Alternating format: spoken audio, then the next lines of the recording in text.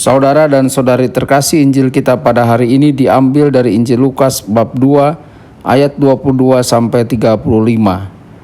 Ketika genap waktu pentahiran menurut hukum Taurat, Maria dan Yusuf membawa anak-anak Yesus ke Yerusalem untuk menyerahkan dia kepada Tuhan, seperti ada tertulis dalam hukum Tuhan. Semua anak laki-laki sulung harus dikuduskan bagi Allah. Juga mereka datang untuk mempersembahkan kurban menurut apa yang difirmankan dalam hukum Tuhan, yaitu sepasang burung tekukur atau 2 ekor anak burung merpati. Adalah di Yerusalem seorang bernama Simeon. Ia seorang yang benar dan saleh hidupnya, yang menantikan penghiburan bagi Israel. Roh Kudus ada di atasnya, dan kepadanya telah dinyatakan oleh Roh Kudus bahwa ia tidak akan mati sebelum melihat Mesias, yaitu Dia yang diurapi Tuhan. Atas dorongan Roh Kudus, Simeon datang ke bait Allah.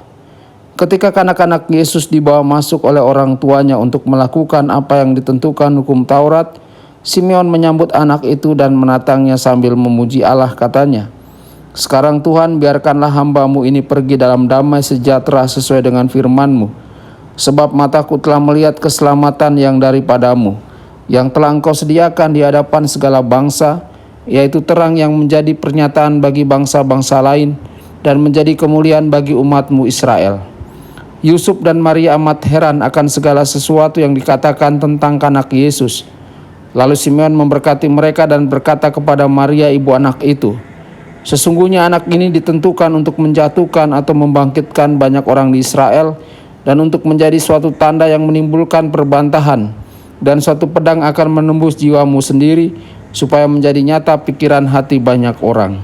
Demikianlah sabda Tuhan. Terpujilah Kristus.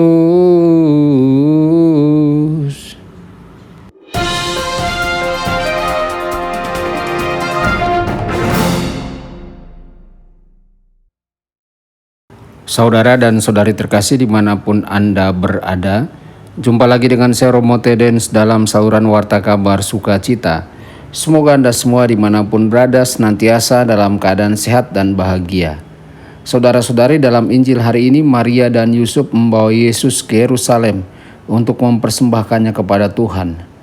Tertulis dalam hukum Tuhan bahwa setiap putra sulung harus dikuduskan bagi Tuhan. Bagian dari ritual pentabisan adalah mengorbankan sepasang perkutut atau 2 merpati muda ketika seorang anak dipersembahkan di bait suci. Saudara-saudari, di Yerusalem ada seorang pria bernama Simeon. Dia adalah orang suci dan orang benar.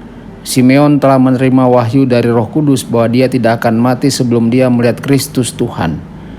Pada hari Yusuf dan Maria datang ke bait Allah dengan anak laki-laki mereka yang baru lahir, Simeon melihat mereka. Dia segera pergi ke mereka dan membawa Yesus ke dalam pelukannya. Kemudian dia berkata, "Tuhan, sekarang biarkanlah hamba-Mu pergi dengan damai, nubuatan-Mu telah terpenuhi."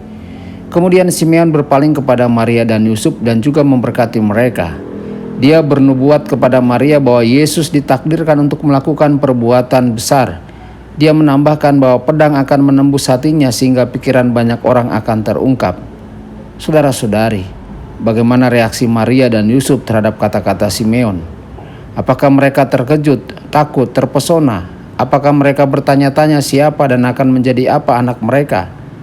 Apakah mereka bertanya-tanya mengapa mereka dipilih menjadi orang tua dari bayi itu? Tidak ada yang normal dalam hidup mereka sejak malaikat Tuhan menampakkan diri kepada Maria. Itu semua pasti tidak nyata bagi Maria dan Yusuf. Namun mereka terus mengandalkan Tuhan. Mereka percaya bahwa Tuhan yang telah membawa mereka sejauh ini akan terus memberkati dan menguatkan mereka di bulan-bulan dan tahun-tahun mendatang. Saudara-saudari terkasih, kadang dalam hidup kita juga mengalami situasi dan keadaan yang merentangkan kita lebih dari yang kita inginkan. Luangkanlah waktu sejenak dan ingatlah saat-saat dalam hidup kita. Mungkin saat kita mengalami sakit, mengalami konflik dalam keluarga, kesulitan keuangan atau kehilangan pekerjaan. Saat-saat itu menyakitkan dan tantangan yang mengikutinya sering menimbulkan kecemasan yang luar biasa. Kita tidak tahu apa yang ada di depan kita. Kita juga tidak tahu bagaimana situasinya akan diselesaikan. Pada saat-saat itu kita dapat berpaling kepada Maria dan Yusuf. Mereka akan mengerti. Mintalah mereka untuk mendoakan kita. Mintalah mereka untuk menjadi perantara kepada Tuhan untuk kita.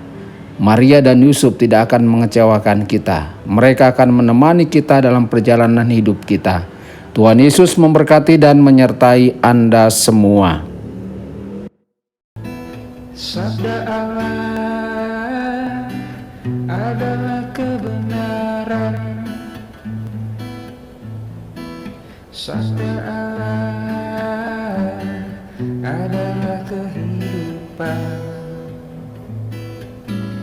Mari kita mencintainya, mari kita menghayatinya. Ya Tuhan yang ku muliakan, sabdamu angkat resahku.